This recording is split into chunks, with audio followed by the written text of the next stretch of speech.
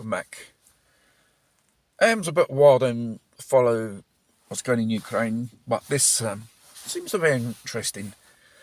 I think everyone heard about Soledar, how many Ukraine forces were totally massacred by the Wagner group. Between wounded and deaths, 20,000. And then they're saying Ukraine defense is collapsing slowly.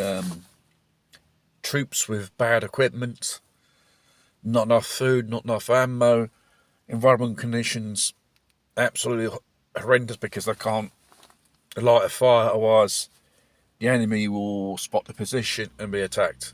This is basically the lowdown of a Ukrainian military person is. There is no glory in this hellhole for them. They're just going to get massacred in this battle in the name of their European masters.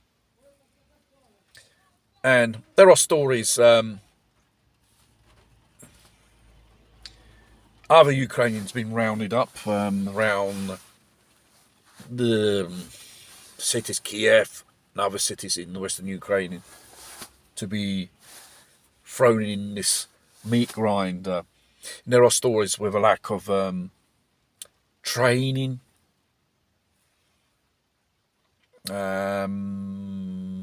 lack of military gear to defend themselves, to fight this war. Practically, behind the orders of the West, Kiev is just sending their fellow countrymen to the slaughter for nothing.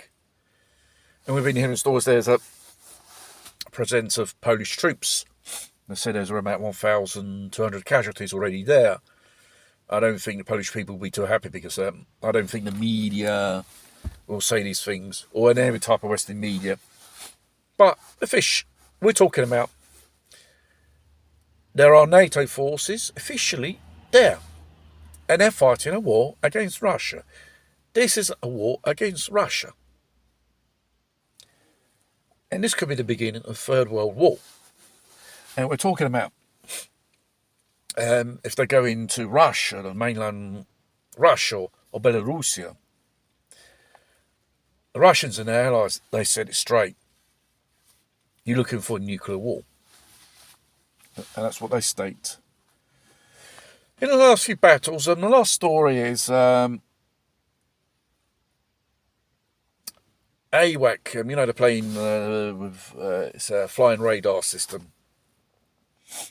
And other radar systems, there were, I think in the last battle which Ukraine's been fighting, they've been electronic jammed, and Ukrainians been having heavy losses due to this.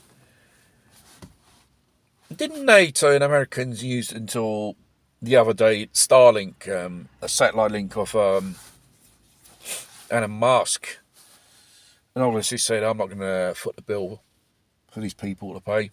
They sent the bill to the Pentagon just as well. Why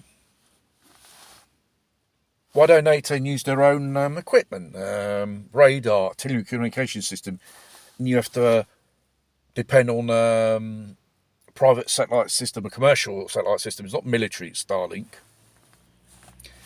So the Russians managed to find a way to microjam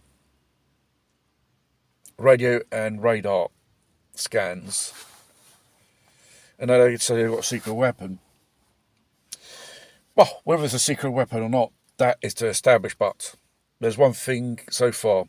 If the Russians start guessing the frequencies and start jamming AWAC planes and radar, it's going to be very difficult for NATO to pick out targets in Ukraine to hit back on Russia, units there.